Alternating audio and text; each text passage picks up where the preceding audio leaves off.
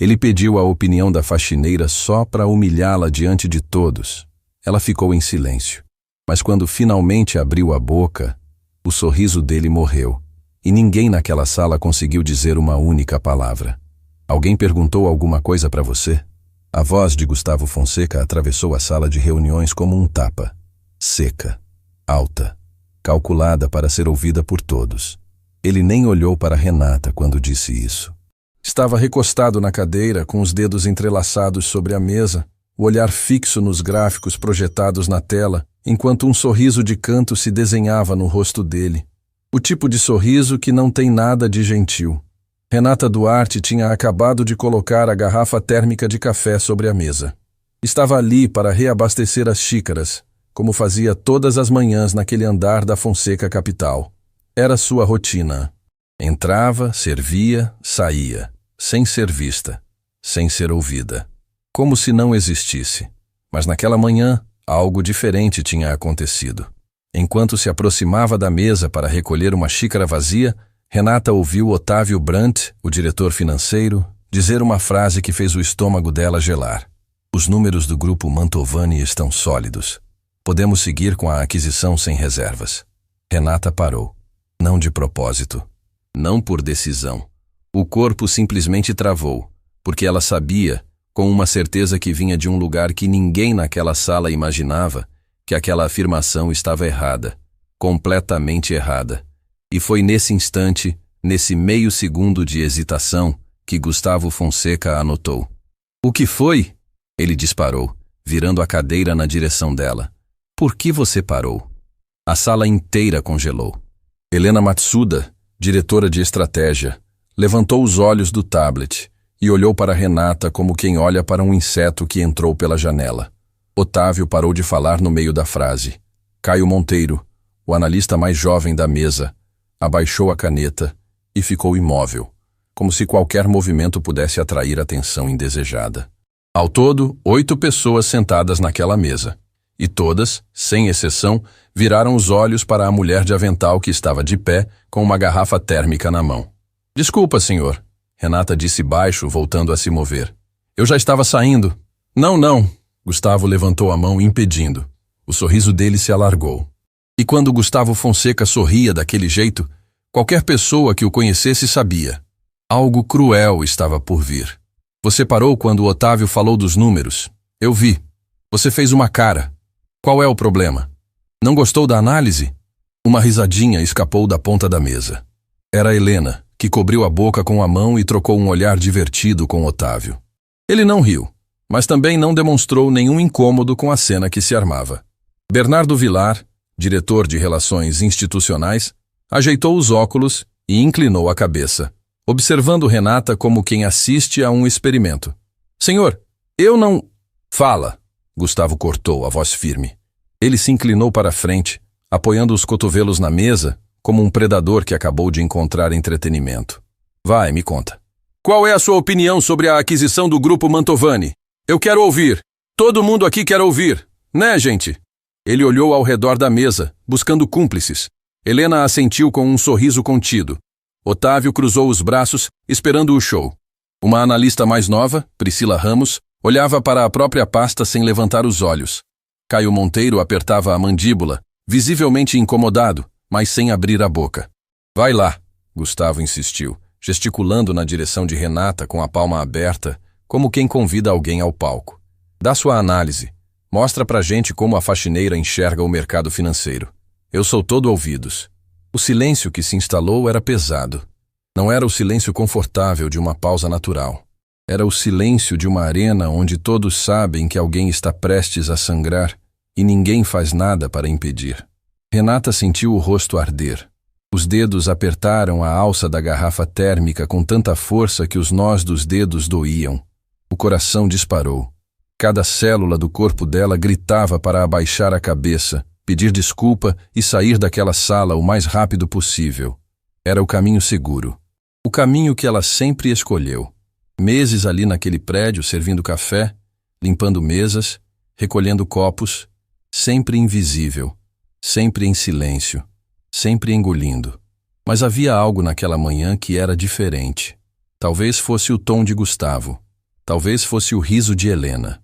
Talvez fosse a lembrança da voz de Dona Ivone, sua mãe, repetindo o que dizia desde sempre. Filha, humildade é não precisar provar nada para ninguém. Mas dignidade é nunca deixar ninguém te fazer de menos.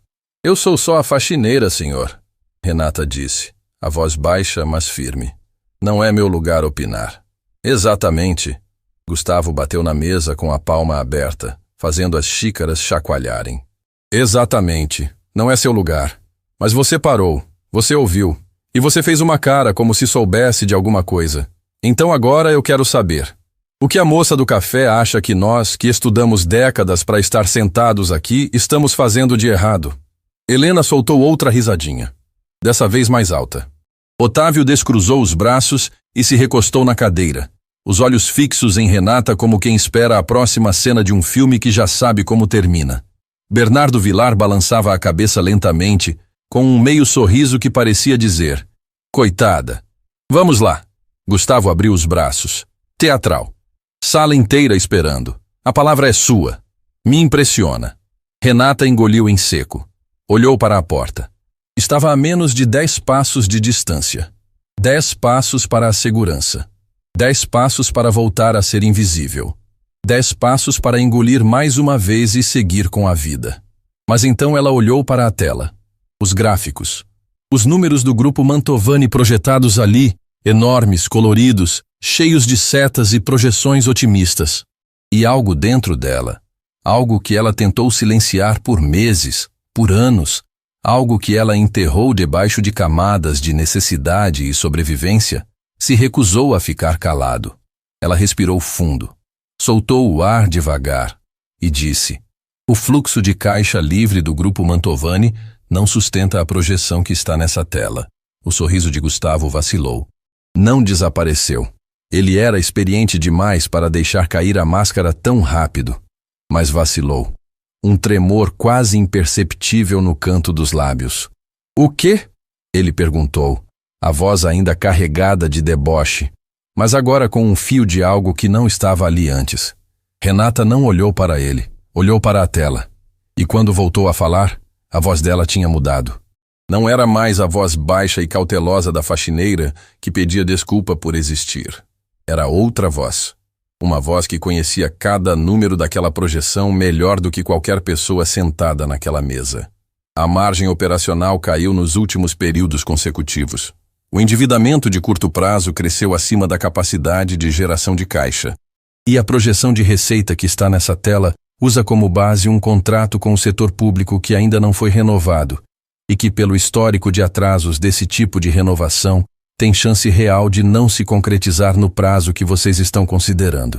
O silêncio que tomou conta daquela sala não era mais o silêncio de uma arena. Era o silêncio de um terremoto. Aquele instante absurdo em que o chão treme e todo mundo fica parado, sem saber se corre ou se fica, sem entender ainda o que está acontecendo. Helena Matsuda tirou as mãos do tablet.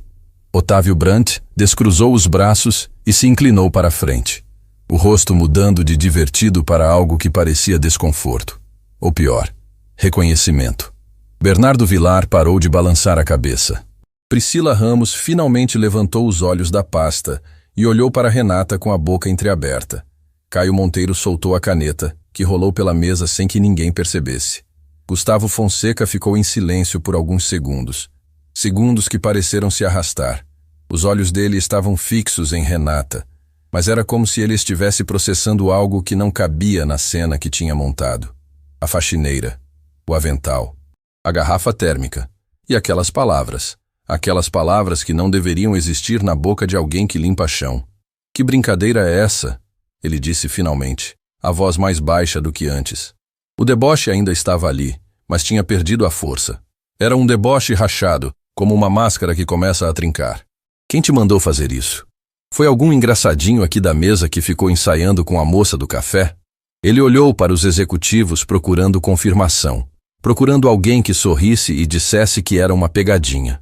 Ninguém sorriu. Ninguém disse nada.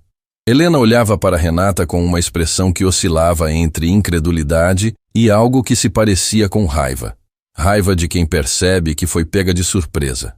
Otávio esfregava a testa com a ponta dos dedos, os olhos fixos nos gráficos da tela, como se estivesse vendo aqueles números pela primeira vez. Ninguém me mandou fazer nada, senhor, Renata disse. A voz firme, os olhos no chão, porque olhar nos olhos dele naquele momento seria confronto demais, e ela sabia disso.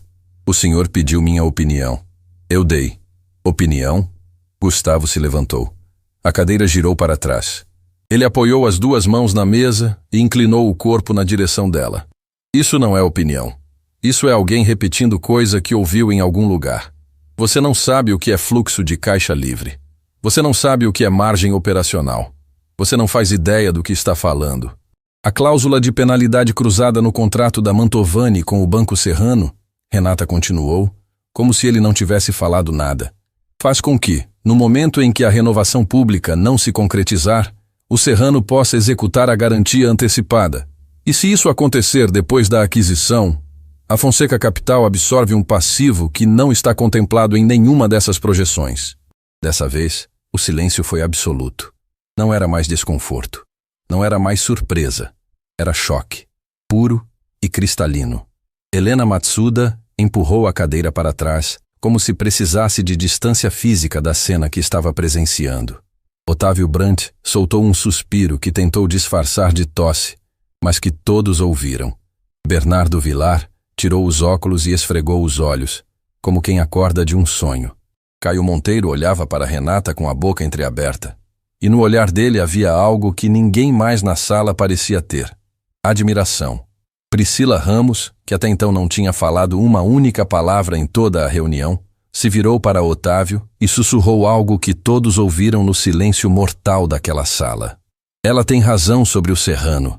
Eu vi essa cláusula semana passada e não entendi por que ninguém levantou. Otávio lançou um olhar furioso para Priscila, que imediatamente se calou. Mas o estrago estava feito. A confirmação tinha vindo de dentro da própria mesa. E Gustavo Fonseca ouviu cada sílaba. Ele se virou lentamente para Renata. O sorriso tinha desaparecido por completo. O rosto dele estava sério de um jeito que os executivos raramente viam. E quando viam, sabiam que significava perigo. «Quem é você?» ele perguntou. Não era mais deboche. Não era mais provocação. Era uma pergunta real, crua, como se ele estivesse olhando para Renata pela primeira vez. «Sou Renata Duarte», ela respondeu. «A faxineira terceirizada». «Faxineira nenhuma fala desse jeito». «O senhor tem razão», Renata disse. E pela primeira vez, levantou os olhos e olhou diretamente nos olhos de Gustavo Fonseca. «Faxineira nenhuma deveria precisar falar desse jeito. Mas o senhor pediu, e eu não ia mentir». Aquela frase ficou pendurada no ar como uma sentença. Gustavo sustentou o olhar dela por alguns segundos, e algo mudou. Algo que ele não queria que ninguém visse, mas que todos viram. Uma sombra de dúvida. Uma fissura na armadura. Helena Matsuda se manifestou pela primeira vez desde que Renata começara a falar. A voz dela saiu afiada, cortante. «Gustavo, isso é absurdo. Não vamos levar a sério uma análise feita por alguém que não tem a menor qualificação para estar nessa conversa. Nós revisamos esses números por semanas. O jurídico revisou. A auditoria revisou. E agora uma pessoa que serve café vai pôr tudo em dúvida? Helena tem razão». Otávio emendou rápido, recuperando a compostura. «Não faz sentido. Provavelmente ela ouviu alguma conversa no corredor e está repetindo sem contexto». Gustavo olhava de um para outro, mas os olhos dele voltavam sempre para Renata. Havia algo nela que não encaixava. A postura, a linguagem, a precisão cirúrgica com que citou termos que metade daquela mesa levou anos de faculdade para aprender. Algo não batia. E Gustavo Fonseca, com todos os seus defeitos, não tinha construído um império financeiro sendo burro. «Como você sabe sobre a cláusula do Banco Serrano?» Ele perguntou, ignorando Helena e Otávio.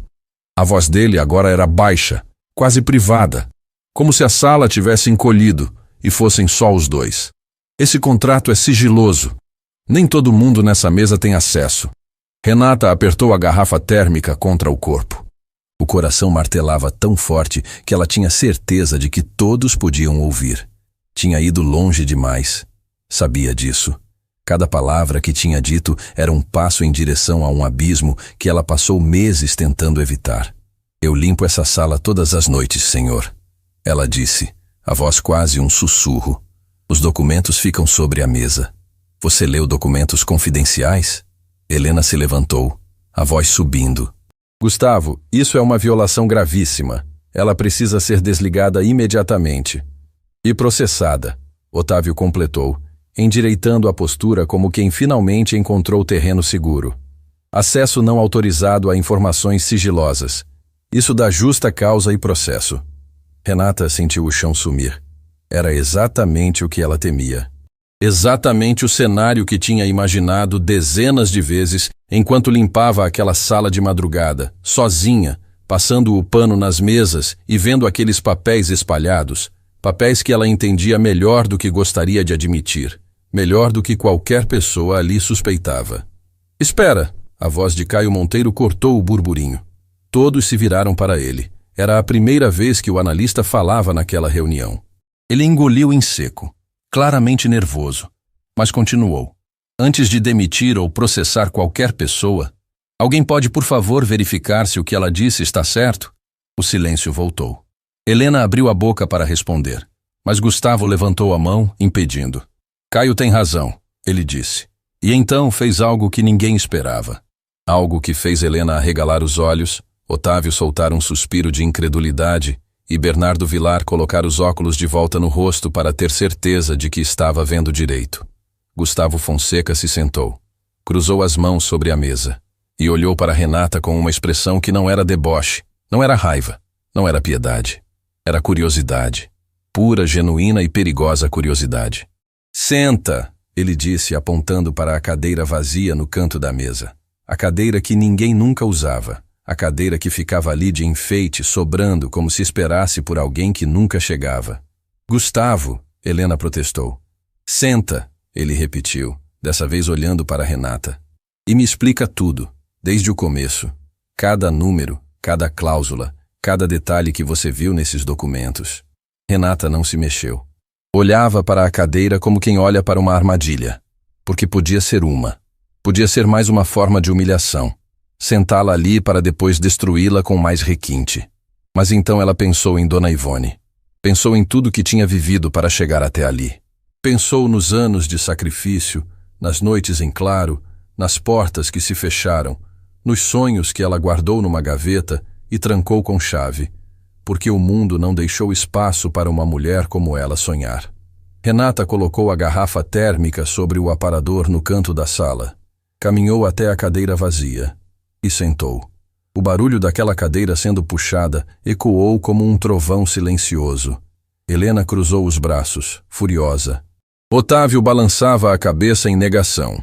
Bernardo observava tudo com olhos de quem sabe que está testemunhando algo que vai mudar o rumo das coisas.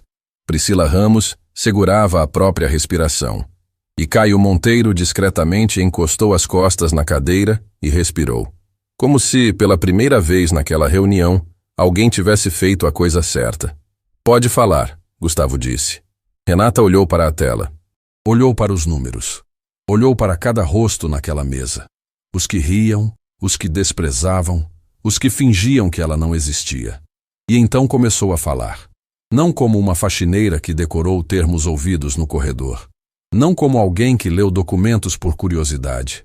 Mas com a precisão, a profundidade e a autoridade de alguém que nasceu para estar sentada naquela mesa e que, por razões que ninguém ali conhecia, estava de pé, com um avental, servindo café.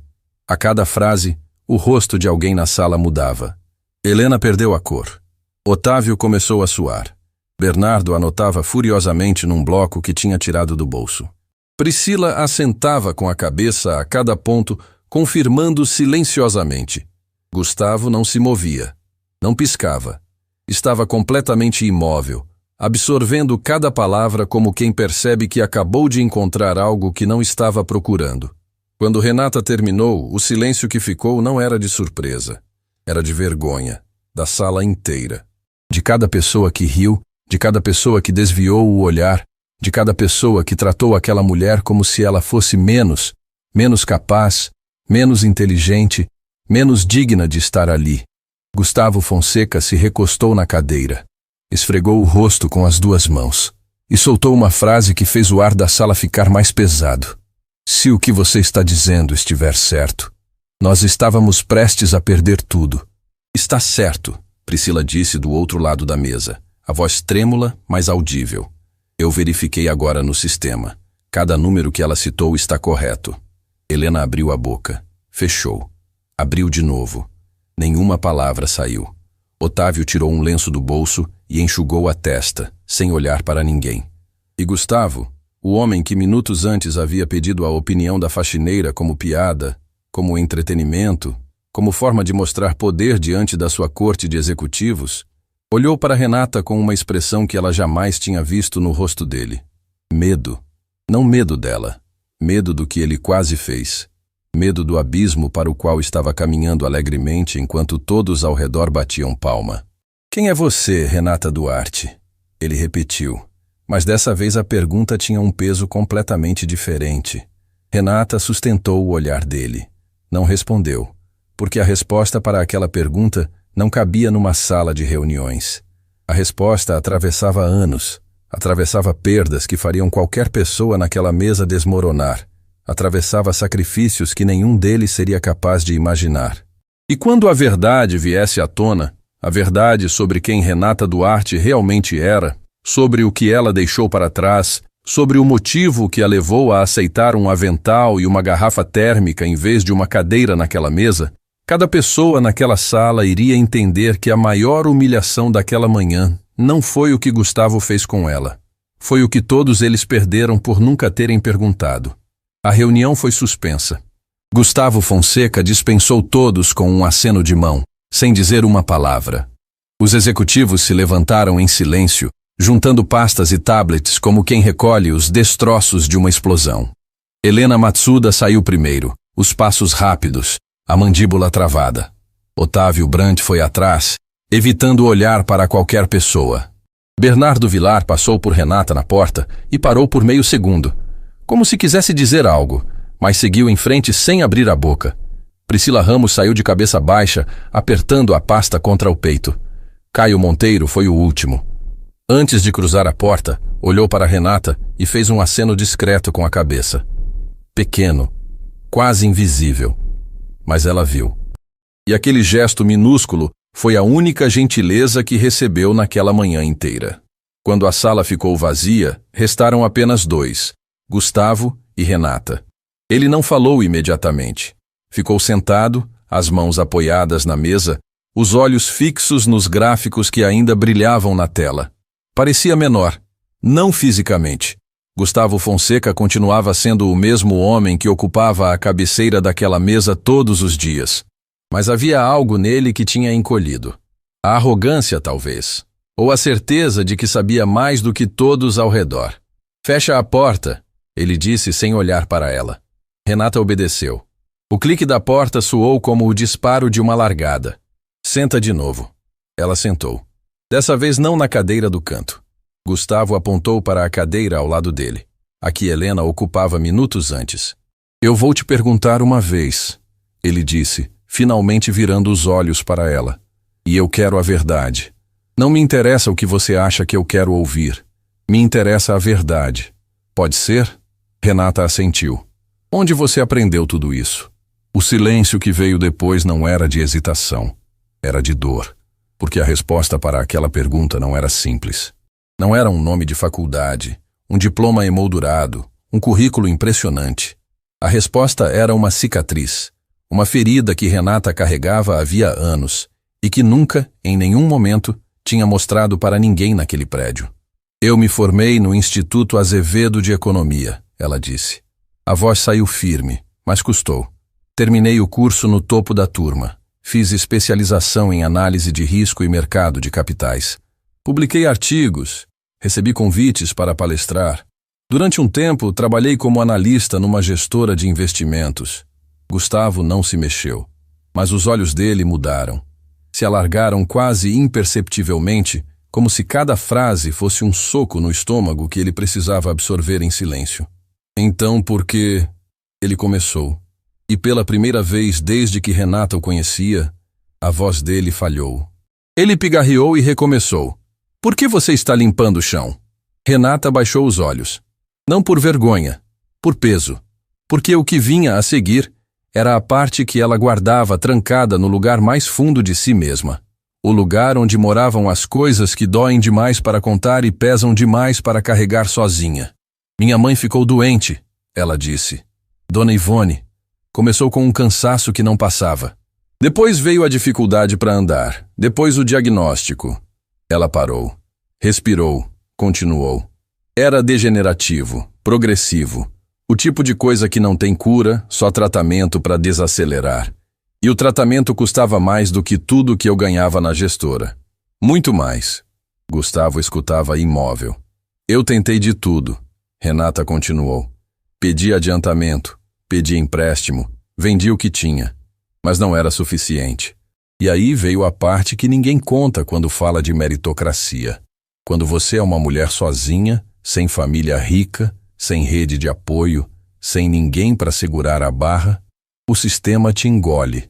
Não importa o quanto você estudou, não importa o quanto você sabe. A vida te coloca de joelhos e espera que você agradeça por ainda estar respirando. A voz dela não tremeu. Mas havia um peso em cada sílaba que fazia o ar da sala parecer mais denso. Eu larguei a gestora porque precisava de flexibilidade para cuidar dela. Tentei trabalho remoto, consultoria, freelance, mas os tratamentos consumiam tudo, cada centavo, cada hora, cada gota de energia. E quando o dinheiro acabou de vez, eu aceitei o que apareceu. Limpeza terceirizada, turno da noite, para poder ficar com ela durante o dia. Gustavo abriu a boca, fechou. Abriu de novo. E o que saiu não foi uma frase elaborada, não foi uma análise fria, não foi um comentário de quem está acostumado a comandar salas. Foi uma única palavra, carregada de algo que Renata nunca imaginou ouvir na voz dele. Quanto? Como? O tratamento. Quanto custa? Renata balançou a cabeça. Senhor, eu não estou pedindo nada. Eu só respondi o que o senhor perguntou. Eu sei que não está pedindo, Gustavo disse. E havia algo estranho na voz dele. Algo que rachava. Eu estou perguntando porque eu preciso entender uma coisa. Preciso entender como é possível que uma pessoa com a sua capacidade esteja invisível há meses dentro da minha empresa. Passando por mim todos os dias, limpando a minha mesa, servindo o meu café. E eu nunca perguntei sequer o seu nome. O silêncio que veio não era pesado. Era devastador. Porque naquele momento, Gustavo Fonseca não estava falando como CEO. Não estava performando para ninguém. A sala estava vazia. Não havia plateia, não havia executivos para impressionar, não havia máscara para vestir. Era só ele sentado ao lado de uma mulher que ele humilhou minutos antes, e a verdade crua e insuportável de que ele era exatamente o tipo de pessoa que sempre jurou não ser. Você sabe qual é a pior parte? Renata disse, olhando para as próprias mãos. Não é limpar chão. Isso eu faço com dignidade e sem vergonha nenhuma. A pior parte é ouvir, todas as noites, as conversas que ficam no ar depois que vocês saem. Os papéis que sobram na mesa. As decisões que eu sei que estão erradas. E não poder dizer nada. Porque para vocês eu não existo. Para vocês eu sou o avental e a garrafa térmica. Ninguém nunca olhou além disso. Gustavo se levantou. Caminhou até a janela. A cidade se estendia lá embaixo. Imensa, cinzenta, cheia de prédios e promessas. Ficou parado ali por um tempo que Renata não saberia medir. Quando se virou, os olhos dele estavam diferentes. Não úmidos. Gustavo Fonseca não era o tipo de homem que chorava na frente de alguém. Mas havia algo ali que parecia vergonha. Uma vergonha silenciosa e profunda que ele provavelmente nunca tinha sentido antes. Eu preciso que você faça uma coisa, ele disse. O quê? Amanhã nessa mesma sala eu vou reunir o conselho. Não os diretores. O conselho. E eu preciso que você apresente tudo o que me disse hoje. Com números, com projeções, com cada detalhe. Renata arregalou os olhos. Senhor, eu sou terceirizada. Eu não posso nem entrar nessa sala sem estar empurrando um carrinho de limpeza. Amanhã você vai entrar pela porta da frente, Gustavo disse, e vai sentar na cadeira que quiser. Renata ficou em silêncio. Olhava para ele tentando entender se era real, se era mais uma armadilha, mais um teste, mais uma performance. Mas o rosto de Gustavo não tinha nada de teatral. Pela primeira vez, era só um homem diante de uma verdade que ele não conseguia mais ignorar. "Por que o senhor está fazendo isso?" ela perguntou. Gustavo voltou a olhar pela janela. Demorou para responder. E quando respondeu, a voz saiu mais baixa do que em qualquer momento daquele dia. "Porque hoje de manhã eu pedi a opinião da faxineira para fazer ela passar vergonha. E a faxineira me deu uma aula que nenhum dos executivos que eu pago milhões por ano foi capaz de dar. E se eu ignorar isso, então eu sou exatamente o tipo de pessoa que mereço ser." Renata se levantou. Pegou a garrafa térmica no aparador. Caminhou até a porta. E antes de sair, parou e disse, sem se virar: "Minha mãe diz que o tamanho de uma pessoa não se mede pelo que ela tem. Se mede pelo que ela faz quando descobre que estava errada." Ela saiu. A porta se fechou. Gustavo ficou ali, parado, sozinho, na sala de reuniões mais cara daquele prédio inteiro. E pela primeira vez desde que podia se lembrar, o homem mais poderoso daquela empresa não fazia a menor ideia do que fazer a seguir. Mas o que ele não sabia, o que ninguém naquela empresa sabia, era que a apresentação do dia seguinte iria desenterrar algo muito maior do que números errados e cláusulas invertidas. Algo que conectava Renata Duarte àquela empresa de uma forma que ninguém seria capaz de imaginar. Um segredo que estava enterrado havia anos. E que, quando viesse à tona, não iria apenas mudar o rumo daquela aquisição. Iria mudar a vida de cada pessoa naquele prédio. Renata chegou em casa naquela noite e encontrou Dona Ivone sentada na poltrona da sala, com um cobertor sobre as pernas e o rádio ligado baixinho numa estação que tocava músicas antigas. A casa era pequena, 2 quartos, uma cozinha que servia de sala de jantar e um corredor estreito onde Renata tinha empilhado caixas com livros que não cabiam em nenhum outro lugar. Livros de economia, de mercado financeiro, de análise de risco. Livros que ela não abria havia muito tempo, mas que não conseguia se desfazer. Como se jogá-los fora fosse aceitar que aquela parte dela tinha morrido de vez. "Chegou cedo", Dona Ivone disse sem tirar os olhos do rádio. A voz era fraca, mas tinha aquele tom que Renata conhecia desde criança. O tom de quem percebe que algo aconteceu antes mesmo de ouvir uma palavra.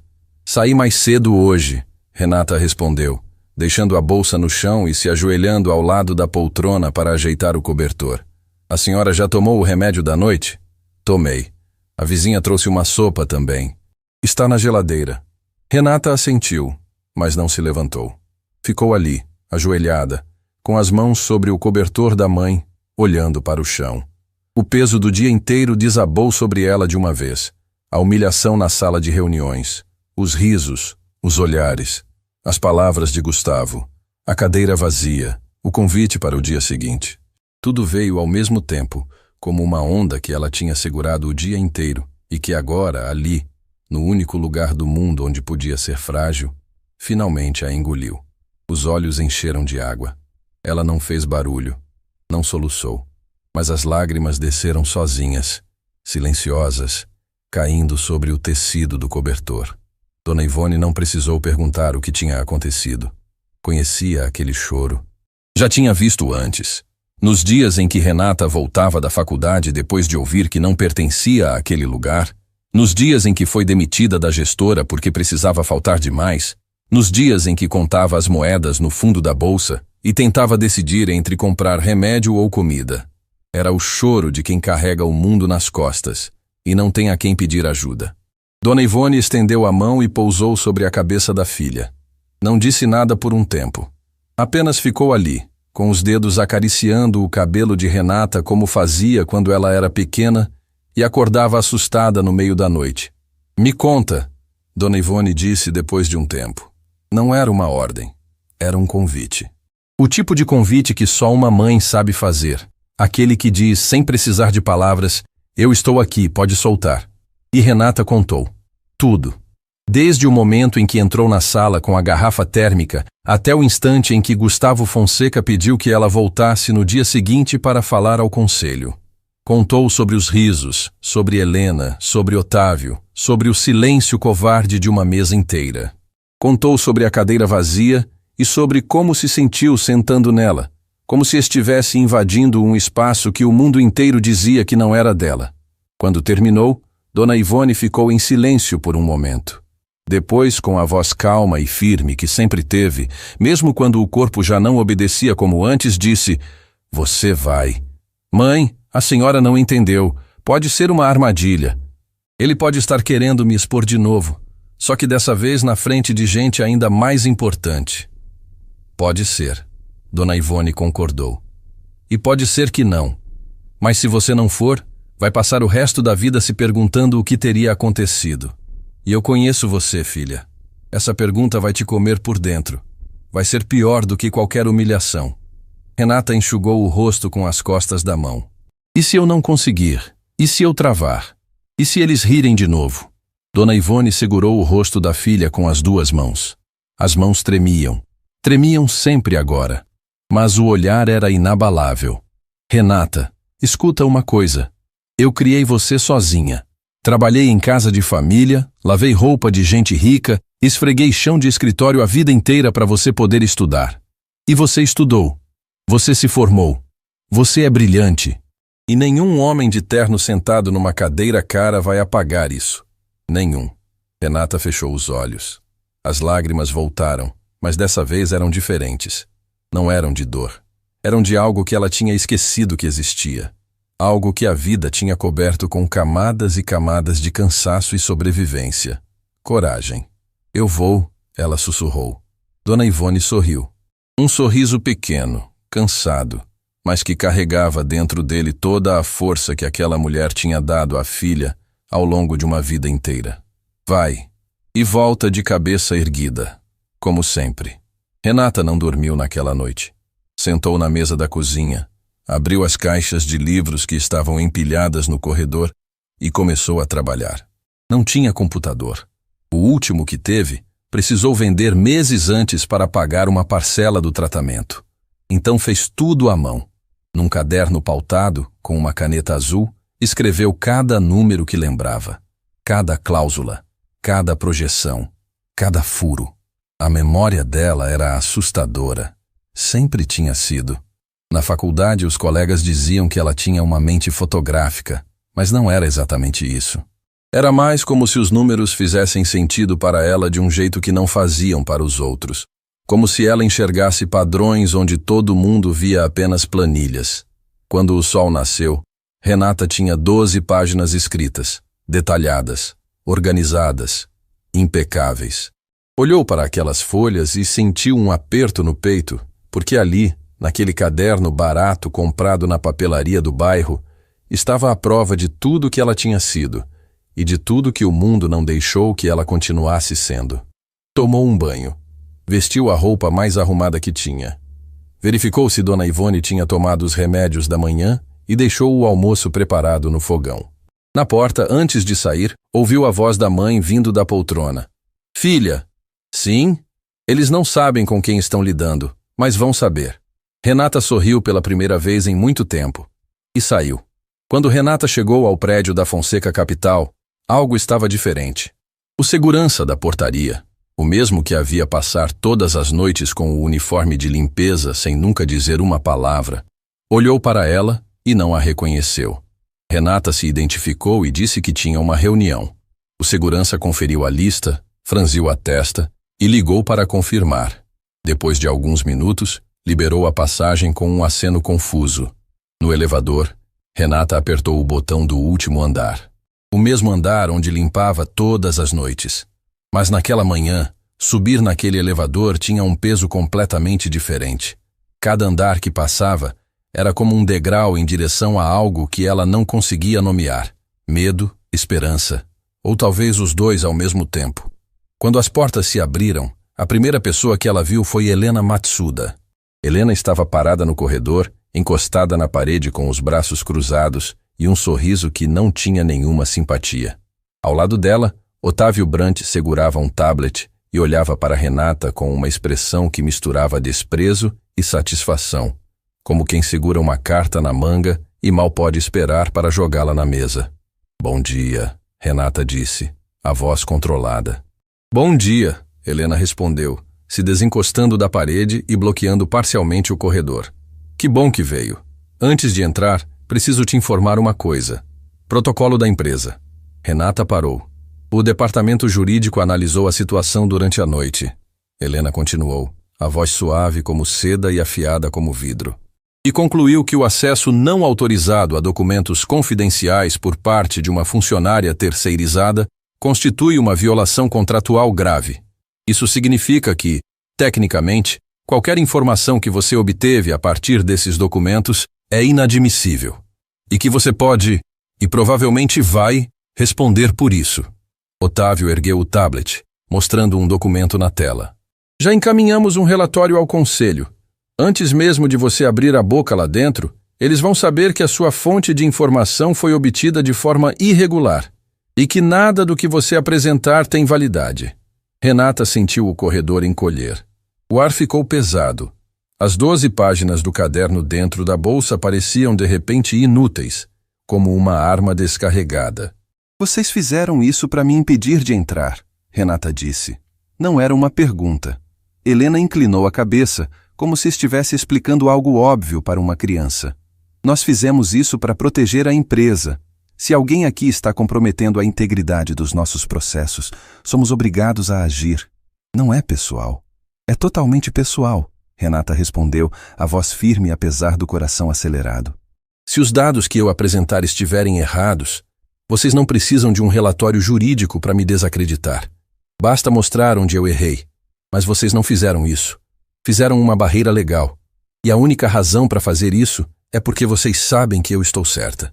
Helena perdeu o sorriso por meio segundo. Recuperou rápido, mas Renata viu.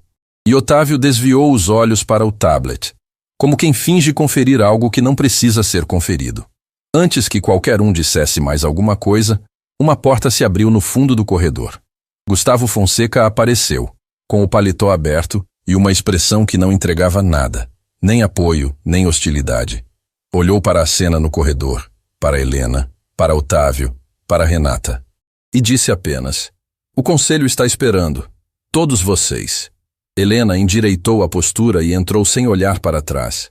Otávio a seguiu, guardando o tablet debaixo do braço. Renata ficou parada por um instante. As pernas pesavam. A bolsa com o caderno parecia pesar 1 tonelada. Gustavo se aproximou dela, parou ao lado, e disse baixo para que só ela ouvisse: o relatório deles já está na mesa do conselho. Eu li. É tecnicamente correto. O coração de Renata afundou. Mas, Gustavo continuou, eu também coloquei uma cópia da cláusula 14.3 na mesa, com os números reais, e pedi para Priscila Ramos verificar tudo uma segunda vez hoje de madrugada. Renata olhou para ele. O conselho vai decidir quem eles querem ouvir, Gustavo disse. A questão é, eles vão ouvir o relatório que diz que você não deveria estar aqui? Ou vão ouvir os números que dizem que se você não estivesse aqui, essa empresa iria afundar? Ele deu um passo para o lado, abrindo passagem. A escolha é deles, mas a sua já foi feita quando você sentou naquela cadeira ontem. Então entra. Renata respirou fundo. Apertou a alça da bolsa. Lembrou das mãos trêmulas de Dona Ivone segurando seu rosto. Lembrou das 12 páginas escritas à mão na mesa da cozinha enquanto o mundo dormia. E entrou. A sala do conselho era maior do que a sala de reuniões onde tudo tinha começado. Uma mesa oval, cadeiras mais imponentes, paredes revestidas de madeira. Sentados ali estavam 5 membros do Conselho da Fonseca Capital. Rostos que Renata nunca tinha visto, mas que carregavam o peso de decisões que moviam fortunas. E entre eles, sentado na cabeceira com uma pasta aberta à sua frente, estava um homem que Renata não esperava ver ali. Um homem que ela não via há anos. Um homem que conhecia cada detalhe da trajetória acadêmica dela, que tinha sido seu orientador, que tinha escrito a carta de recomendação que abriu a primeira e única porta profissional que ela teve na vida antes de tudo desmoronar. Professor Salomão Nassif.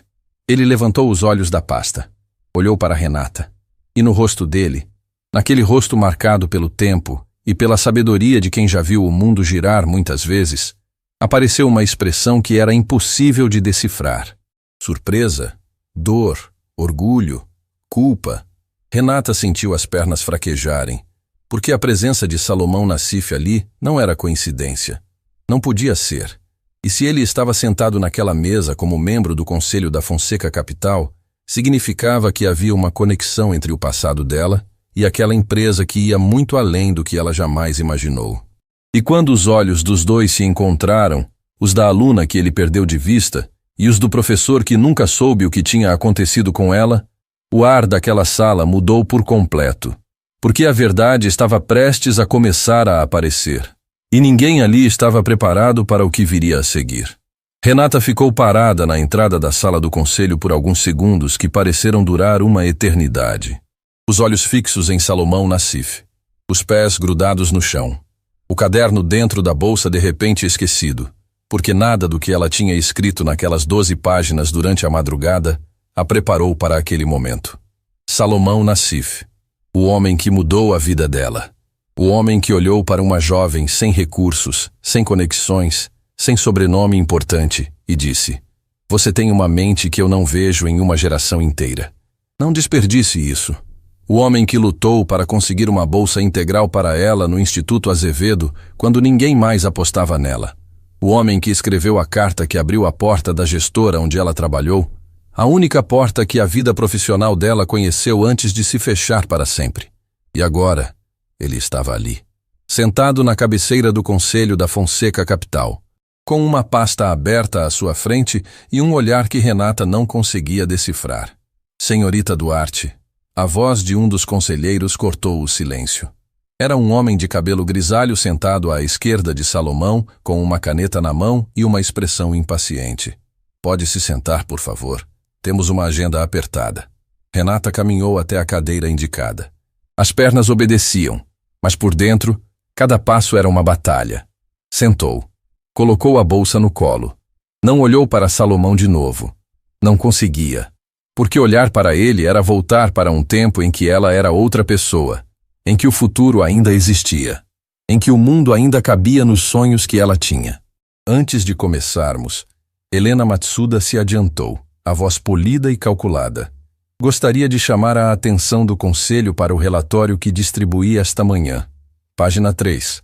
A funcionária em questão é terceirizada e acessou documentos confidenciais sem autorização. Qualquer análise apresentada com base nesses documentos está comprometida." Otávio assentiu ao lado dela, reforçando a muralha. 2 dos conselheiros abriram a pasta e folhearam até a página indicada. O homem grisalho franziu a testa. Uma conselheira mais jovem, sentada na ponta, leu rapidamente e ergueu os olhos para Renata com uma expressão que não era hostil, mas também não era acolhedora. Renata sentiu a armadilha se fechar. Helena e Otávio tinham feito o trabalho deles. Antes mesmo de abrir a boca, ela já estava desacreditada no papel. Era como entrar num tribunal já condenada. "Posso falar?" Renata perguntou. A voz saiu mais firme do que ela esperava. O conselheiro grisalho olhou para Gustavo, que assentiu. Depois olhou para Salomão, que não fez nenhum gesto. Apenas observava. "Pois não." O conselheiro disse. Renata abriu a bolsa. Tirou o caderno. 12 páginas escritas à mão, com números, projeções e referências a cláusulas contratuais. Colocou sobre a mesa. Ao lado de tablets, laptops e pastas de couro, aquele caderno pautado parecia um objeto de outro mundo. Frágil, deslocado, quase ridículo. Helena olhou para ele e não conseguiu disfarçar um sorriso de escárnio. "Eu sei que existe um relatório dizendo que eu não deveria estar aqui", Renata começou. "E talvez, do ponto de vista legal, ele esteja correto. Eu sou terceirizada. Eu limpei essa sala durante meses. E sim, eu li documentos que estavam sobre a mesa. Não tinha autorização para isso. Eu aceito as consequências que vierem." Ela fez uma pausa. Olhou para cada rosto na mesa e continuou. "Mas antes de decidirem o que fazer comigo, eu peço que olhem para uma coisa. Só uma. A cláusula de penalidade cruzada no contrato com o Grupo Mantovani." Renata abriu o caderno na página certa e virou na direção do conselheiro grisalho. Ele ajeitou os óculos e olhou. Depois olhou de novo. Pegou a folha com as duas mãos e aproximou do rosto, como se não acreditasse no que estava lendo. Isso está correto? Ele perguntou, virando para Otávio. Otávio abriu a boca, hesitou e disse: Eu precisaria verificar. Está correto. A voz de Priscila Ramos surgiu da porta. Todos se viraram. Priscila estava de pé na entrada, segurando um laptop aberto. Eu verifiquei durante a madrugada, a pedido do Sr. Fonseca. Cada número que está nesse caderno bate com o sistema. A cláusula existe. A inversão de responsabilidade existe. E a exposição financeira é real. Helena virou para Priscila com um olhar que poderia congelar uma sala inteira. Mas Priscila não recuou. Estava tremendo. Qualquer pessoa podia ver, mas não recuou. O conselheiro grisalho se recostou na cadeira, tirou os óculos, esfregou o rosto e disse algo que fez o estômago de Helena despencar. Se isso for verdade, estávamos prestes a assinar a sentença dessa empresa. O silêncio que se seguiu era daqueles que mudam o rumo das coisas. Não era mais sobre se Renata deveria ou não estar ali. Era sobre o que ela tinha encontrado e sobre o que teria acontecido se ela não tivesse encontrado. Foi então que Salomão Nassif falou pela primeira vez. Me permitam um momento, ele disse, a voz grave, pausada, carregando o peso de quem escolhe cada palavra como quem pisa em terreno minado. Antes de prosseguirmos com a análise técnica, eu preciso dizer algo a este conselho. Algo que tem a ver com a pessoa sentada nessa cadeira. Todos os olhos se voltaram para ele. Gustavo franziu a testa. Helena apertou a mandíbula. Renata sentiu o coração parar. Há anos, Salomão continuou, eu fui professor e orientador de uma estudante no Instituto Azevedo. Uma das mentes mais brilhantes que já passaram pelas minhas mãos em décadas de carreira acadêmica. Ela se formou com as melhores notas da história do curso. Eu escrevi pessoalmente uma carta de recomendação para ela. Ajudei a colocá-la numa gestora de investimentos porque tinha certeza absoluta de que ela iria longe. Ele parou. Olhou para Renata. E no olhar dele, finalmente, ela conseguiu ler o que estava ali desde o momento em que seus olhos se cruzaram. Não era surpresa. Não era frieza. Era culpa. Depois que ela saiu da gestora, Salomão continuou, a voz agora mais pesada. Eu tentei encontrá-la. Liguei para o número que tinha. Desligado. Mandei mensagens para o endereço que conhecia. Voltaram. Perguntei na gestora. Disseram que ela tinha pedido demissão por motivos pessoais. E eu parei de procurar. O silêncio na sala era absoluto. Eu parei de procurar. Ele repetiu. E a voz rachou pela primeira vez. Porque a vida é cheia de alunos, cheia de rostos, cheia de promessas que a gente faz e esquece. E eu esqueci. Segui em frente. Aceitei outros convites. Entrei para conselhos de empresas. Ganhei mais dinheiro do que preciso. E a minha melhor aluna estava aqui, neste prédio, limpando o chão que eu piso. Renata fechou os olhos. As lágrimas desceram antes que pudesse impedir. Não eram lágrimas de humilhação, nem de raiva. Eram lágrimas de quem é vista, verdadeiramente vista, depois de anos sendo invisível. Salomão se levantou, caminhou ao redor da mesa, parou diante de Renata e fez algo que ninguém naquela sala esperava. Algo que fez Gustavo Fonseca desviar o olhar, que fez o conselheiro grisalho engolir em seco, que fez até Helena Matsuda perder a compostura por um instante. Ele estendeu a mão para Renata, não como um cumprimento formal, como um pedido de desculpa, como uma ponte de volta para tudo que ela tinha perdido. Me perdoa, ele disse, por ter parado de procurar. Renata olhou para aquela mão. A mão do homem que acreditou nela quando ninguém mais acreditava. A mão que assinou a carta que abriu a única porta que a vida ofereceu. A mão que desapareceu quando ela mais precisou, não por maldade, não por descaso, mas pela indiferença silenciosa de quem segue a própria vida e esquece que, em algum lugar, alguém que ele ajudou a construir estava desmoronando. Renata segurou a mão dele. Apertou firme, não disse nada. Não precisava. Naquele aperto de mão estava tudo. A gratidão, a dor, o perdão e a ferida, que talvez nunca fechasse completamente. Salomão voltou para sua cadeira, enxugou os olhos discretamente e disse ao conselho com a voz recomposta, mas ainda carregada de emoção: Esta mulher não é uma funcionária de limpeza que leu documentos por curiosidade. Esta mulher é uma das profissionais mais qualificadas que eu já conheci.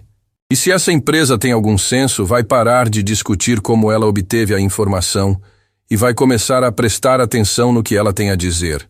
Porque o que ela encontrou pode ter salvado tudo o que vocês construíram. O conselheiro grisalho olhou para Helena, depois para Otávio, depois para Gustavo, e disse: Senhorita Duarte, o conselho quer ouvir sua análise completa, sem interrupções. Helena abriu a boca para protestar. O conselheiro levantou a mão sem olhar para ela. Sem interrupções, repetiu. Renata enxugou o rosto, abriu o caderno. E naquela sala revestida de madeira, diante de pessoas que controlavam fortunas, com 12 páginas escritas à mão num caderno barato, ela começou a falar. E o que ela revelou nos minutos seguintes não apenas confirmou cada alerta que tinha dado no dia anterior. Abriu uma cratera. Porque dentro dos números da aquisição do Grupo Mantovani, Renata encontrou algo que ia muito além de uma cláusula invertida.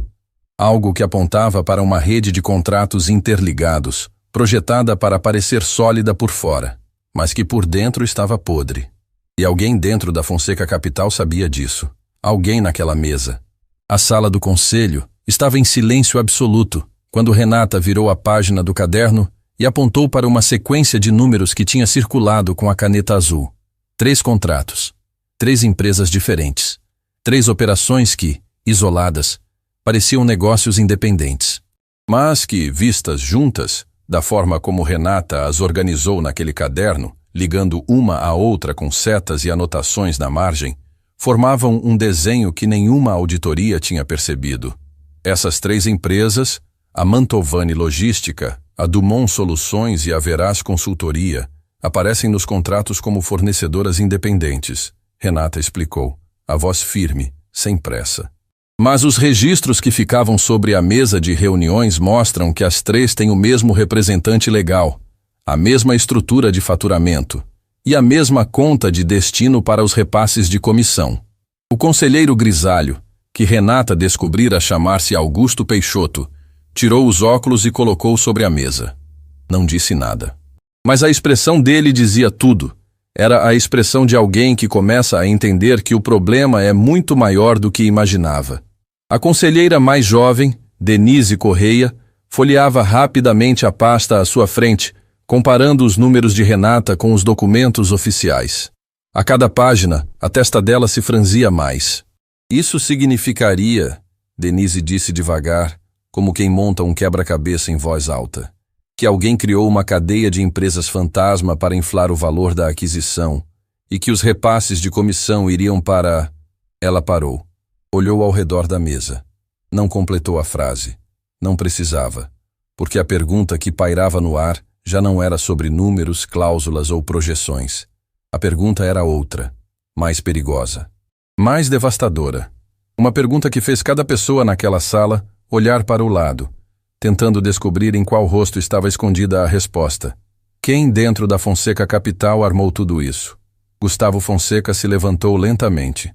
Caminhou até a tela de projeção, onde os gráficos da aquisição ainda brilhavam com suas setas otimistas e suas promessas de lucro. Ficou parado diante deles por um instante, as mãos nos bolsos, o olhar percorrendo cada linha como quem relê uma carta e finalmente entende o que estava escrito nas entrelinhas. Otávio, ele disse, sem se virar. Otávio Brandt engoliu em seco. Sim? Quem trouxe o Grupo Mantovani para a mesa? Quem fez o primeiro contato? Quem indicou a Dumont e a Veraz como fornecedoras complementares para a operação? O silêncio que se seguiu não era apenas tenso, era sufocante, como o ar antes de um raio, carregado, pesado, esperando o estalo. Foram indicações do mercado, Otávio respondeu, ajeitando a gravata com um gesto que tentava parecer casual, mas que todos na sala reconheceram como nervosismo. Vieram por canais normais. O departamento financeiro avaliou e considerou adequadas. O departamento financeiro, Gustavo repetiu, virando-se finalmente para ele. O departamento que você chefia. Gustavo, eu não vou tolerar esse tipo de insinuação, Otávio disse, endireitando a postura. A voz subiu um tom, ganhando uma urgência que ele tentava disfarçar de indignação. Eu trabalho nesta empresa há mais de uma década. Minha reputação fala por si. Helena se moveu na cadeira ao lado dele. Não falou, mas os olhos dela se estreitaram de um jeito que Renata percebeu, como se estivesse calculando algo, medindo distâncias, decidindo de que lado ficar. Ninguém está insinuando nada. Augusto Peixoto interveio, a voz grave e controlada. Mas os dados que a senhorita Duarte apresentou levantam questões sérias, e essas questões precisam de respostas. Otávio, você pode nos explicar a relação entre essas 3 empresas? Eu não conhecia essa relação. Otávio disse rápido. Rápido demais. Se existe uma conexão entre elas, não passou pela minha análise. Pode ter sido um erro de diligência prévia. Acontece. Erro de diligência prévia? Denise Correia interrompeu, sem esconder a incredulidade. 3 empresas com o mesmo representante legal e a mesma conta de destino, e ninguém no departamento financeiro percebeu? Isso não é erro. Isso é negligência ou... Ela não completou. Mas a palavra que ficou no ar era pesada o suficiente para esmagar qualquer defesa. Renata observava tudo em silêncio. Tinha dito o que precisava dizer. Os números estavam na mesa. As conexões estavam expostas. E agora, pela primeira vez desde que entrou naquele prédio com uma garrafa térmica na mão, ela não precisava falar mais nada. Os fatos falavam por ela. Foi então que Otávio fez algo inesperado. Virou-se para Renata. Não para Gustavo, não para o conselho, não para Helena. E disse com uma voz que misturava desespero e raiva contida. Você não sabe o que está fazendo. Não tem ideia do que está mexendo. Acha que entrou aqui, leu uns papéis e agora entende como as coisas funcionam? Você não entende nada. Existem camadas nessa operação que estão muito acima da sua compreensão. Camadas? Augusto repetiu, a sobrancelha levantada. Que camadas, Otávio? Otávio percebeu o que tinha dito. A cor sumiu do rosto dele. Abriu a boca para corrigir, para reformular, para voltar atrás. Mas era tarde. As palavras já estavam no ar, e cada pessoa naquela sala tinha ouvido. Inclusive Salomão Nassif, que até então observava calado, mas que agora se inclinou para a frente com os olhos fixos em Otávio, como quem acabou de encaixar a última peça de um mosaico que tentava montar a tempo demais. Augusto, Salomão disse calmamente, eu sugiro que suspendamos a aquisição imediatamente e que uma auditoria independente seja aberta. Hoje, não amanhã, não semana que vem. Hoje. Concordo, Denise disse. Apoiado, disse o terceiro conselheiro, que até então não tinha se manifestado. Gustavo olhou para Otávio, e no olhar dele não havia mais raiva, não havia mais a arrogância de quem manda na sala, não havia performance. Havia algo que Renata reconheceu, porque já tinha visto no próprio espelho, em tantas noites sozinha na cozinha, decepção. A decepção corrosiva de confiar em alguém e descobrir que essa confiança foi usada como ferramenta. Otávio, Gustavo disse, a voz plana como a superfície de um lago que esconde uma correnteza mortal. Você tem até o final do dia para apresentar cada documento, cada transação e cada comunicação relacionada a essas 3 empresas. Se houver algo ali que confirme o que foi apresentado hoje, não vai ser o jurídico lidando com isso. Vai ser a polícia. Otávio se levantou. A cadeira fez um ruído agudo contra o piso. Ele olhou ao redor da mesa como um animal encurralado, buscando algum aliado, algum rosto que oferecesse apoio. Encontrou nada. Helena olhava para o próprio tablet. Os conselheiros olhavam para suas pastas. Gustavo sustentava o olhar com uma frieza que Renata nunca tinha visto nele.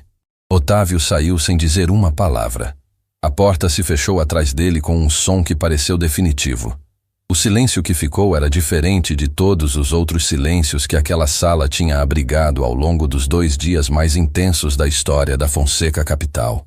Não era o silêncio da humilhação. Não era o silêncio do choque. Era o silêncio do recomeço. Aquele instante frágil em que os destroços ainda estão quentes, mas já é possível ver, no meio da fumaça, o contorno de algo novo. Augusto Peixoto virou para Renata e disse: Senhorita Duarte, em nome deste conselho, obrigado. O que a senhora fez hoje possivelmente evitou a maior perda financeira da história desta empresa. Renata assentiu. Não conseguiu falar. O nó na garganta era grande demais. Meses de silêncio. Meses limpando aquela sala e engolindo o que sabia. Meses sendo invisível. E agora, alguém olhava para ela e dizia obrigado. Não pela limpeza, não pelo café, pelo que ela sabia, pelo que ela era. Salomão se levantou e caminhou até ela. Parou ao lado e disse baixo: Eu preciso te contar uma coisa, não aqui, não agora, mas preciso. Renata olhou para ele. Havia algo no tom dele que ia além da emoção do reencontro, além da culpa por ter parado de procurá-la. Era outra coisa, algo que ele carregava e que pesava de um jeito diferente. O que é? Ela perguntou. Salomão balançou a cabeça. Hoje não, mas em breve. E quando eu te contar, muita coisa que aconteceu na sua vida vai fazer um sentido que você nunca imaginou. Renata sentiu um frio na espinha. Não de medo, de pressentimento. O tipo de pressentimento que aparece quando a vida está prestes a virar uma página que não pode ser desvirada. Naquele momento, Helena Matsuda se levantou discretamente, pegou o tablet e saiu da sala pelo fundo, sem que ninguém percebesse. Quase ninguém. Caio Monteiro, que estava parado perto da porta desde que a reunião começara, viu. Viu Helena sair. Viu o olhar dela, calculado, frio, determinado, e viu algo na tela do tablet que ela levava debaixo do braço. Uma mensagem aberta. Um nome. Um número. Caio não disse nada naquele momento. Guardou o que viu. Mas o coração dele disparou, porque o nome naquela tela era um nome que não deveria estar ali. Um nome que ligava a Helena a algo que ia muito além de uma diretoria de estratégia. E se o que Caio suspeitava fosse verdade, então Otávio Brant não era o único com segredos naquela empresa. E a pessoa que mais corria perigo não era Gustavo Fonseca. Era Renata. A reunião do conselho terminou, mas ninguém saiu imediatamente. Os conselheiros trocavam olhares pesados, sussurrando entre si enquanto organizavam pastas e documentos. Augusto Peixoto ficou sentado, com as mãos cruzadas sobre a mesa, olhando para o espaço vazio onde Otávio estivera sentado minutos antes. Denise Correia digitava freneticamente no celular, provavelmente acionando a equipe jurídica externa para a auditoria que acabara de ser aprovada. Gustavo permanecia de pé junto à janela, imóvel, com o olhar perdido na linha do horizonte, como quem tenta calcular o tamanho de um estrago que ainda não terminou de acontecer. Renata se levantou em silêncio, pegou o caderno e caminhou em direção à porta. Precisava de ar. Precisava de um minuto fora daquela sala para processar tudo o que tinha vivido nas últimas horas. Os olhares, as acusações, a mão estendida de Salomão, o rosto de Otávio desmoronando como uma fachada atingida por uma tempestade. Mas antes que alcançasse a porta, uma voz a deteve. Renata! Era Caio Monteiro. Estava encostado na parede do corredor, esperando por ela. O rosto dele carregava uma tensão que não combinava com o alívio que deveria existir depois de tudo o que acabara de acontecer. Algo estava errado. Preciso te mostrar uma coisa, ele disse baixo, olhando para os lados para ter certeza de que estavam sozinhos. Não aqui. Vem comigo. Renata hesitou. Mal conhecia Caio além dos acenos discretos e da única vez em que ele levantou a voz na sala de reuniões a seu favor. Mas havia algo no olhar dele, uma urgência que não parecia ensaiada, uma preocupação que não parecia fingida, que a fez segui-lo. Caminharam até uma sala menor no final do corredor. Uma sala de apoio, com uma mesa redonda, cadeiras simples e uma máquina de café que ninguém usava. Caio fechou a porta e se virou para ela. Ontem à noite, ele começou falando rápido, como quem sabe que tem pouco tempo. Depois que o Gustavo suspendeu a primeira reunião, Helena ficou no escritório até tarde. Eu sei porque também fiquei. Estava verificando os números que você apresentou por conta própria porque aquilo tudo não saía da minha cabeça. Renata escutava em silêncio. Eu passei pelo escritório dela quando estava indo embora. A porta estava entreaberta. E eu ouvi uma conversa. Ela estava no telefone com alguém. Falava baixo, mas eu ouvi uma frase que me gelou. Caio engoliu em seco. Ela disse: se essa mulher apresentar amanhã, a operação inteira desmorona. Precisamos garantir que o conselho não leve isso a sério. Renata sentiu o estômago afundar. E hoje, Caio continuou. Quando ela saiu da sala do conselho com o tablet, eu vi a tela. Tinha uma mensagem aberta. O nome do remetente era Rodrigo Mantovani. O nome ficou suspenso no ar entre os dois como uma peça que finalmente encaixa num quebra-cabeça incompleto. Rodrigo Mantovani, o herdeiro do grupo Mantovani, o filho do fundador da empresa que a Fonseca Capital estava prestes a adquirir. A mesma empresa cujos contratos fantasma Renata acabara de expor diante do conselho. Helena está ligada aos Mantovani, Renata disse. Não era uma pergunta. Isso explica muita coisa, Caio respondeu.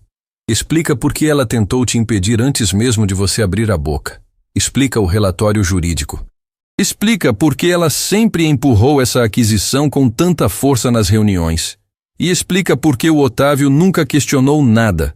Porque provavelmente ele não era o único envolvido. Ele era o braço operacional. Mas quem articulava por cima era Helena, Renata completou. O silêncio que ficou era daqueles que pesam no peito. Renata encostou na parede e fechou os olhos por um instante. Pensou em tudo que tinha vivido nos últimos 2 dias. A humilhação, a coragem de falar, a madrugada escrevendo à mão, o reencontro com Salomão. E agora isso. A descoberta de que a teia era mais profunda e mais perigosa do que qualquer número no caderno podia mostrar. Você precisa contar isso para o Gustavo, ela disse. Eu sei, mas antes disso eu precisava te contar primeiro. Porque se Helena descobre que foi exposta, a primeira pessoa que ela vai tentar derrubar não é o Otávio. É você. Você é a peça que desmontou tudo. E pessoas assim não perdoam. Renata abriu os olhos, olhou para Caio e disse algo que ele não esperava. Obrigada, por ter ficado ontem à noite, por ter ouvido, por estar me contando agora. Caio balançou a cabeça. Eu deveria ter falado antes. Na primeira reunião, quando o Gustavo te humilhou, eu fiquei calado. Fiquei sentado naquela cadeira apertando a mandíbula enquanto ele te destruía na frente de todo mundo. E eu não fiz nada. Nada. Você fez, Renata disse. Você pediu que verificassem se eu estava certa. Naquele momento foi o suficiente. Não foi, ele respondeu. Mas agora pode ser. 20 minutos depois, Caio e Renata estavam de volta à sala do conselho. Gustavo ainda estava ali, agora acompanhado de Augusto Peixoto e Salomão Nassif. Denise Correia tinha saído para coordenar a auditoria. E numa cadeira no canto da sala, alguém que Renata não esperava ver. Bernardo Vilar. O diretor de Relações Institucionais estava sentado com uma pasta no colo e uma expressão que misturava cansaço e determinação. Quando Renata entrou, ele se levantou.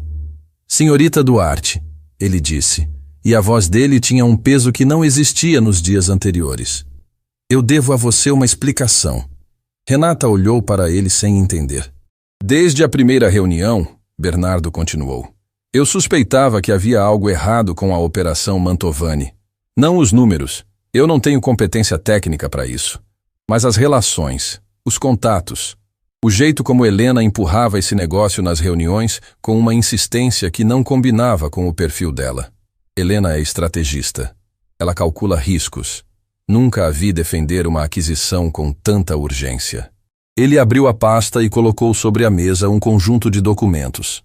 Nas últimas semanas, eu investiguei por conta própria, discretamente, através de contatos em órgãos reguladores e no setor financeiro. E encontrei registros de transferências entre uma conta vinculada a Helena Matsuda e a Veraz Consultoria, uma das 3 empresas que a senhorita identificou como parte da cadeia. O silêncio na sala era cortante. Gustavo olhou para os documentos, olhou para Bernardo e disse, desde quando você sabe disso? Comecei a desconfiar semanas atrás. Tive certeza ontem à noite depois que a senhorita Duarte falou na reunião. Os dados dela confirmaram o que eu não conseguia provar sozinho. E por que não falou antes? Gustavo perguntou, a voz controlada, mas com um fio de frustração que era impossível ignorar. Bernardo sustentou o olhar dele. Porque sem provas, eu estaria acusando a diretora de estratégia de participação numa fraude. Sem provas, eu perderia o emprego e a reputação. E com todo o respeito, Gustavo, depois de ver como o senhor tratou a senhorita Duarte na primeira reunião por simplesmente tentar ajudar, o senhor acha que eu teria coragem de levantar uma acusação dessas? A frase atingiu Gustavo como um balde de água gelada. Ele não respondeu. Não tinha o que responder, porque Bernardo tinha razão. O ambiente que Gustavo criou, o medo, a hierarquia brutal, o deboche contra quem ousava questionar, era o mesmo ambiente que permitiu que uma fraude se instalasse debaixo do nariz dele. As pessoas tinham medo de falar, e quando alguém finalmente falou, ele tentou destruí-la. Augusto Peixoto pegou os documentos de Bernardo, examinou por alguns instantes e disse: "Isso é suficiente para incluir Helena Matsuda na investigação. Gustavo, onde ela está?" Gustavo pegou o telefone e ligou para a recepção do andar. A resposta fez o rosto dele endurecer. Ela saiu do prédio, há cerca de 40 minutos. Foi Salomão Nassif quem quebrou o silêncio tenso que se seguiu. Ele se levantou, caminhou até a janela e ficou parado ali por um momento, as mãos atrás das costas, o reflexo dele sobreposto à cidade lá embaixo. Quando se virou, olhou diretamente para Renata. "Eu disse que tinha algo para te contar", ele disse. "E acho que agora é o momento." Renata sentiu o coração acelerar. Cada vez que Salomão falava com aquele tom, grave, carregado, medido, algo dentro dela se preparava para um impacto. "Quando você era minha aluna", Salomão começou, "eu percebi desde o primeiro semestre que você tinha algo diferente. Não era só inteligência, era instinto. A capacidade de olhar para um conjunto de dados e enxergar o que ninguém mais via. Eu nunca tinha encontrado isso em ninguém antes. E provavelmente nunca vou encontrar de novo." Renata escutava imóvel. "Quando você saiu da gestora e desapareceu, eu me senti responsável, porque fui eu que te coloquei lá. E quando você sumiu, eu achei que tinha falhado com você de alguma forma. Que talvez o ambiente tivesse sido duro demais. Que talvez eu tivesse empurrado você cedo demais." Ele fez uma pausa. Respirou fundo. "Mas o que eu nunca te contei é porque eu entrei para o Conselho da Fonseca Capital." Renata franziu a testa. "Há alguns anos, a gestora onde você trabalhou foi investigada por irregularidades. Nada que tenha chegado a público. Foi resolvido internamente. Mas durante a investigação, eu descobri que a pessoa que demitiu você, que pressionou para que você saísse, que tornou sua vida impossível até que não tivesse outra opção senão pedir demissão, tinha ligações com o mesmo grupo de empresas que hoje está por trás da Operação Mantovani." O ar saiu dos pulmões de Renata como se alguém tivesse apertado o peito dela com as duas mãos. "Você não saiu da gestora por causa da sua mãe", Salomão disse, e a voz dele carregava uma dor que parecia ter sido guardada por tempo demais. "Quer dizer, sim, a doença da Dona Ivone era real, e o sacrifício que você fez era real.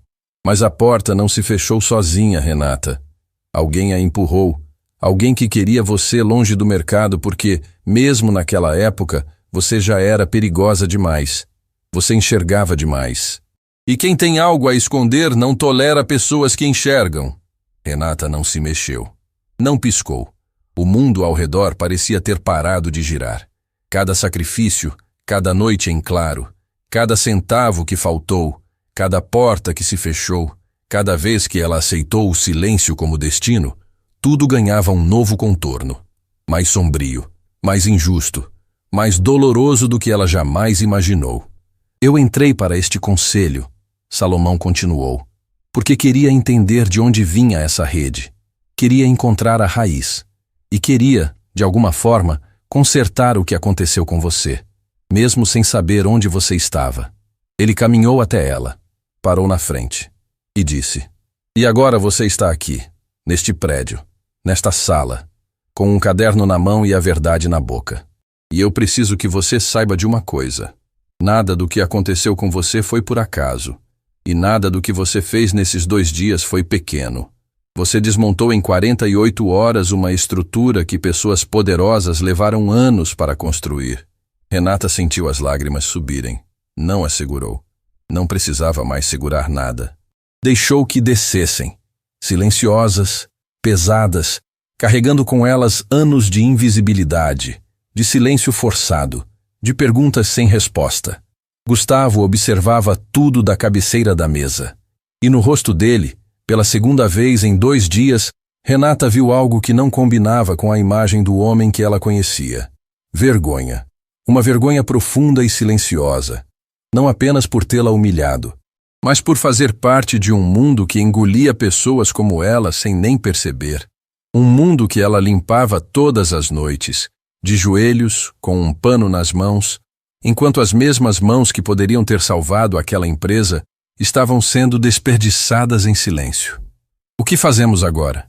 Augusto perguntou.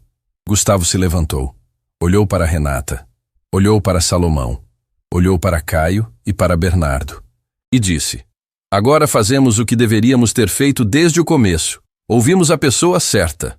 Ele se virou para Renata. Eu não estou te pedindo para perdoar nada. Eu não mereço isso. Mas estou te pedindo para ficar. Não como faxineira, não como terceirizada, como parte desta empresa, com a cadeira que sempre deveria ter sido sua. Renata olhou para ele, depois para Salomão, depois para Caio, que assentiu com um sorriso discreto, depois para Bernardo, que pela primeira vez desde o início de tudo, tinha os olhos marejados. Ela não respondeu. Não naquele momento, porque antes de aceitar qualquer cadeira, qualquer oferta, qualquer futuro que aquela empresa pudesse oferecer, havia algo que ela precisava fazer primeiro, algo que não podia esperar. Ela precisava voltar para casa. Precisava segurar as mãos trêmulas de Dona Ivone. Precisava olhar nos olhos da mulher que esfregou o chão a vida inteira para que a filha pudesse ter uma chance. E precisava dizer a ela que a chance, finalmente, tinha chegado.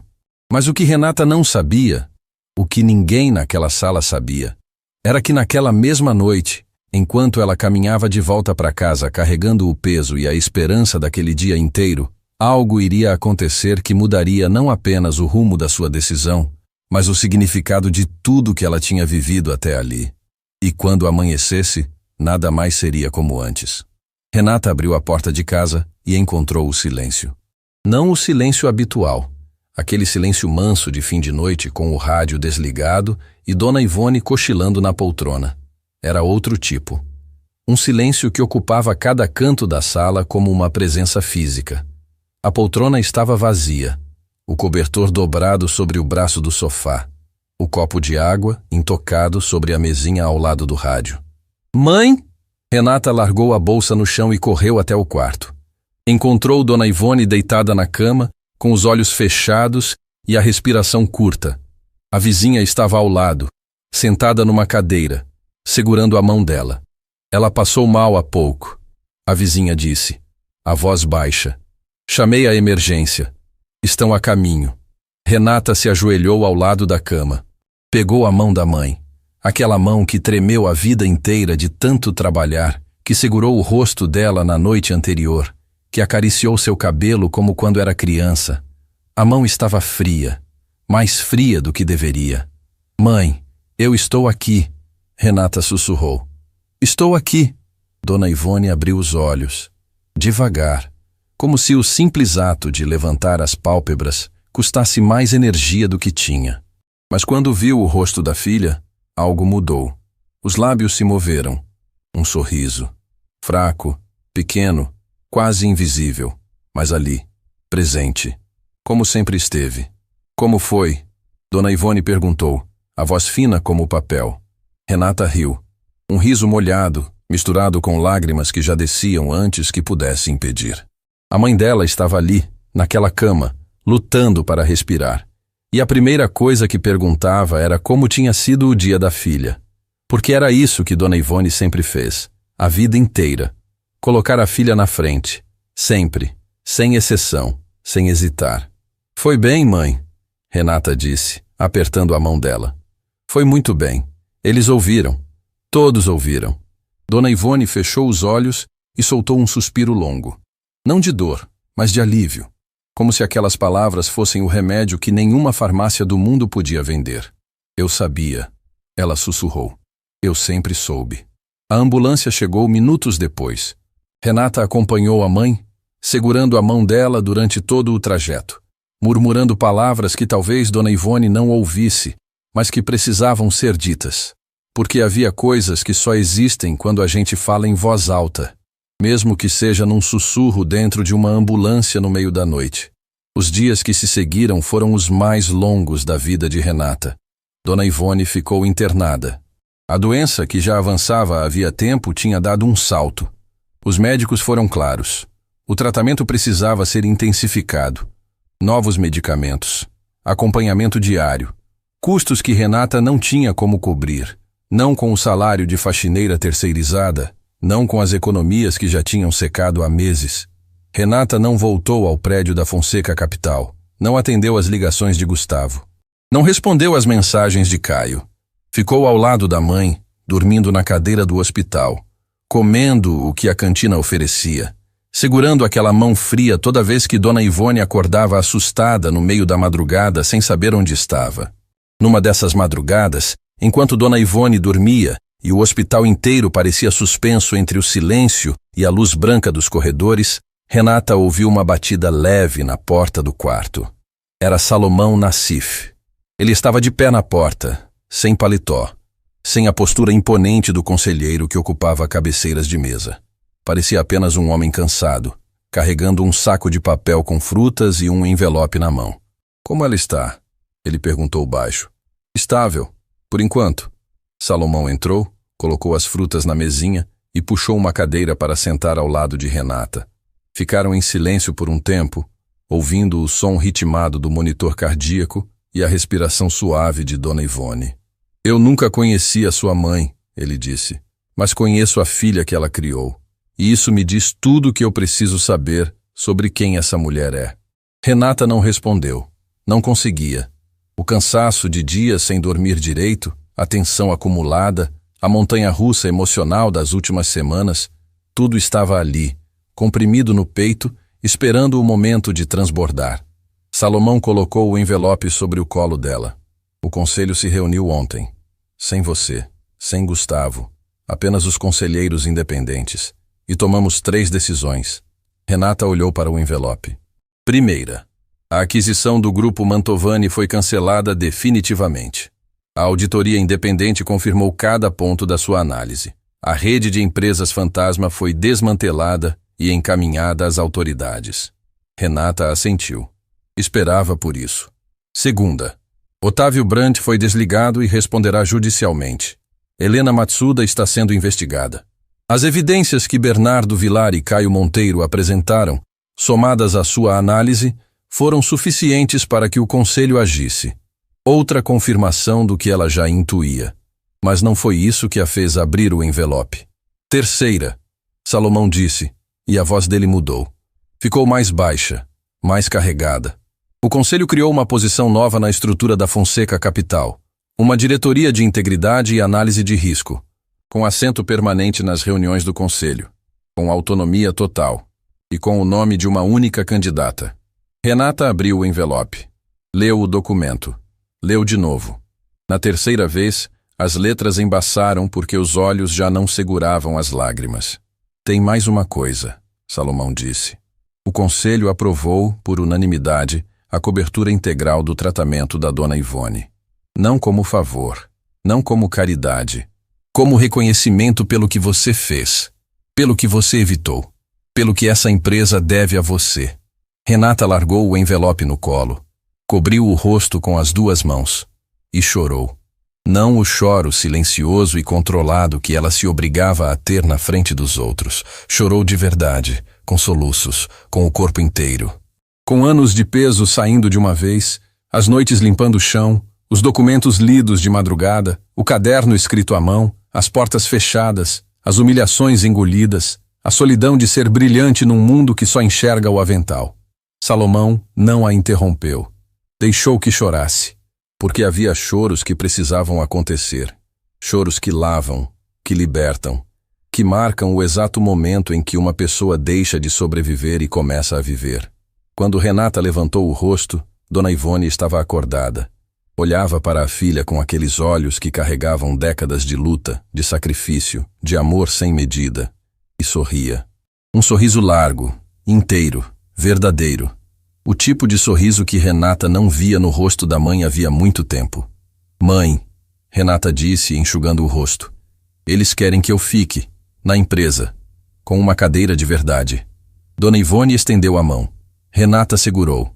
"Filha", Dona Ivone disse, com a voz fraca, mas com uma clareza que cortou o silêncio do quarto como uma lâmina de luz. Eu esfreguei chão a vida inteira para você poder voar. Não me diga que quer ficar no chão. Renata apertou a mão da mãe. Riu e chorou ao mesmo tempo. E soube, naquele instante, que a resposta sempre esteve ali. Em cada sacrifício. Em cada noite, em claro.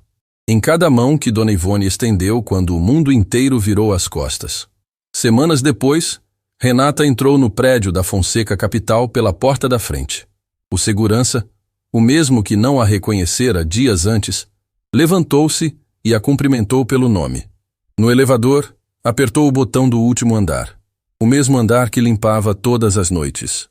Mas dessa vez, quando as portas se abriram, não havia carrinho de limpeza, não havia garrafa térmica, não havia avental.